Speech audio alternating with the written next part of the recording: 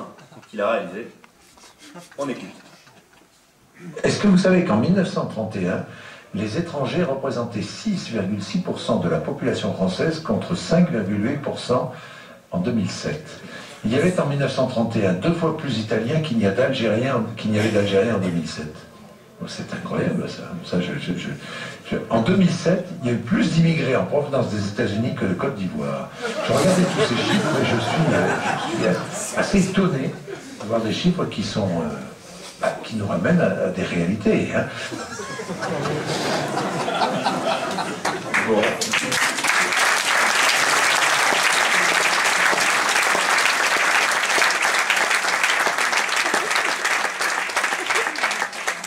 Là aussi, des propos remplis de bobards. Donc même s'il est vrai qu'en 1931, les immigrés représentaient 6,6% de la population française, comme l'a déclaré M. Bourdin, c'est bien là l'unique vérité qui était contenue dans ces propos. Car actuellement, selon l'INSEE, les immigrés représentent 8,4% de la population et pas 5,8%. Déjà, M. Bourdin a un petit problème avec les pourcentages. Mais ce n'est pas tout. En 1931, les Italiens composaient l'origine, certes la plus importante des immigrés, avec 808 000 individus. En 2008, toujours selon l'INSEE, ce sont les Algériens qui occupent la première place du podium, avec un peu plus de 713 000 personnes. Sauf que 808 000 divisé par 2 ou 713 fois 2, les deux chiffres ne s'accordent pas. Donc il n'y avait certainement pas 2 fois plus d'immigrés italiens en 1931 que d'Algériens actuellement. Apparemment, M. Bourdin est mauvais élève et essaie de nous faire avaler la pilule de l'immigration de manière peu orthodoxe. Mais il enchaîne dans le bobard, il continue avec un bobard, on va dire, de mauvaise foi, en mettant en rapport le nombre de migrants venant des États-Unis d'Amérique avec celui d'un, oh, combien immense pays, la Côte d'Ivoire. Soit comparer, grosso modo, un continent avec un pays. Il aurait pu, par exemple, prendre comme comparaison les migrants du Texas avec ceux de l'Afrique tout entière. Mais non. Alors, pour toutes ces petites bassesses arithmétiques, poussées par une migrophilie pathologique, M. Bourdin mérite bien son bobard d'or.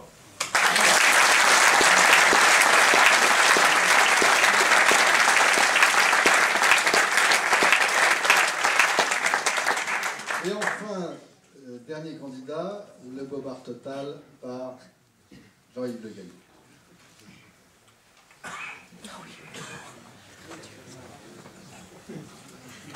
Là, c'est pareil, je ne vais rien avoir à faire.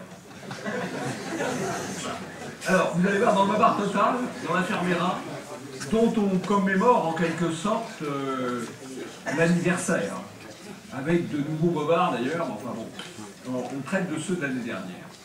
Il y a 2 phases dans la Fermera. Il y a avant, après. Avant, quand les crimes sont commis, contre les soldats à Montauban, contre l'école juive à Toulouse, quand les crimes sont commis, mais qu'on ne connaît pas l'auteur. Et puis, il y a la deuxième phase, quand on connaît l'auteur. Alors, première phase, on ne connaît pas l'auteur, regardez, je n'ai pas besoin de beaucoup commenter.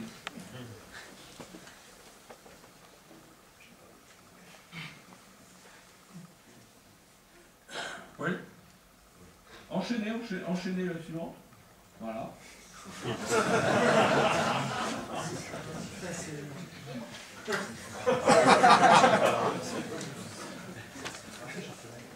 Inhabité ni en feinte ni ADN, il pourrait ne pas avoir de comparse. L'enquête s'annonce compliquée, à moins que dans sa soif de toute puissance, ce meurtrier en série, qu'il soit déséquilibré ou imprégné d'une idéologie raciste, ne commette une erreur.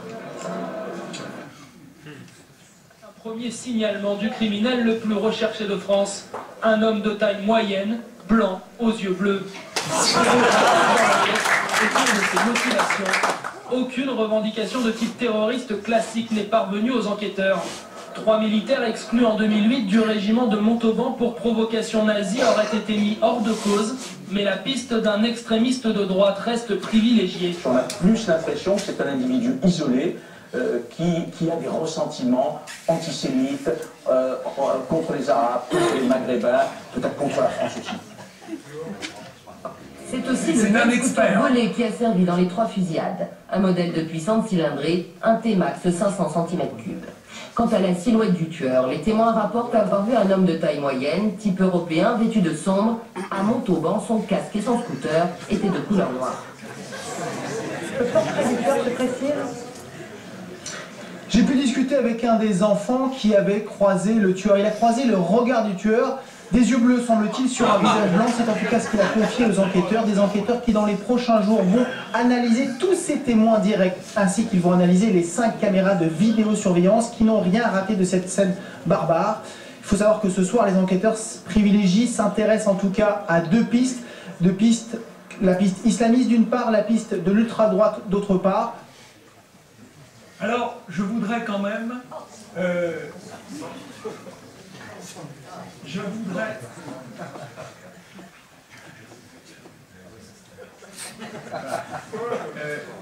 voudrais quand même vous demander de penser à tout le respect que nous devons aux journalistes français.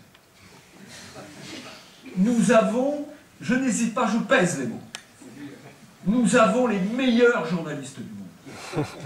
Il y a un tueur avec un casque intégral, avec une visière, eh bien les journalistes français, ils savent qu'il est européen, ils savent qu'il est blond, ils savent qu'il a les yeux. Ce sont les meilleurs, les meilleurs.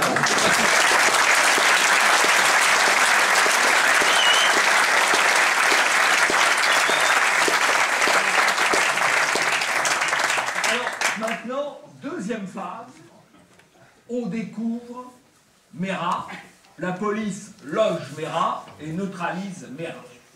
Voilà, le drame de Toulouse ne peut pas être politisé. Mohamed Meyrat, portrait d'un tueur, un jeune homme de 23 ans aimant le foot, les scooters, les sorties en boîte, Midi-Pyrénées. Meyrat, les invoque toujours, est un enfant du mariage malheureux entre la France et l'Algérie. Et voilà les journalistes du Nouvel Observateur. Je vous laisse. Alors, simplement, encore 2 mots sur la description de Meyrat et du portrait à l'eau de Jasmin auquel il a eu droit dans les médias de l'oligarchie. Je lis là quelques extraits. Un garçon calme et gentil pour RTL. Pour RTL, Europe 1, l'Express, Le Point, le JDD, le Télégramme de Brest, la Dépêche du Midi, Libération, Le Monde, Le Figaro. C'est-à-dire cette phrase-là, vous la retrouvez dans tous ces journaux. Copier-coller de l'AFP, vraisemblablement. Pour Le Figaro, c'est un jeune carrossier, passionné de moto et de football, comme la plupart des jeunes de sa cité. Jugé calme, gentil et respectueux par un de ses proches.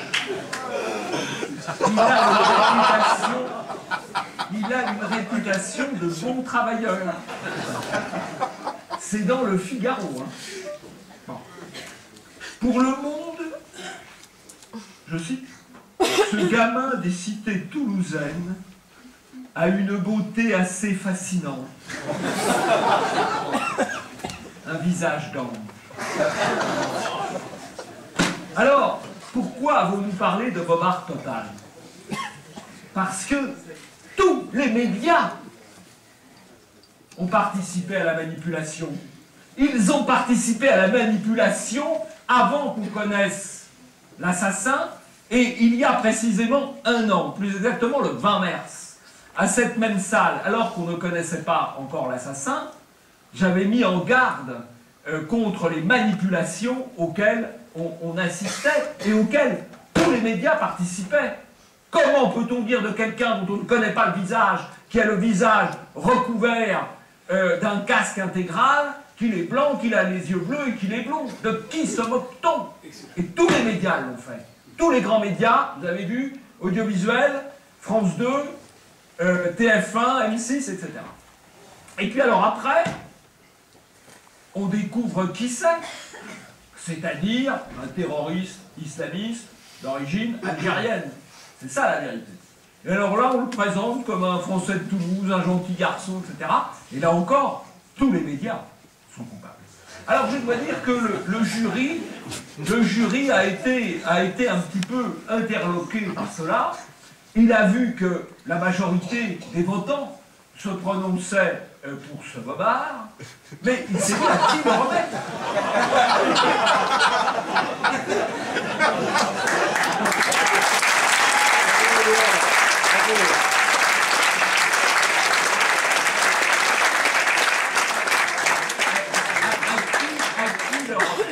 Et le jury de Polenia a délibéré et il a décidé, c'est donc un prix spécial, hein, il a décidé de remettre un prix spécial à l'ensemble de la presse, à l'ensemble des médias. Il a décidé de remettre à l'ensemble des médias un mouton d'or. Bravo.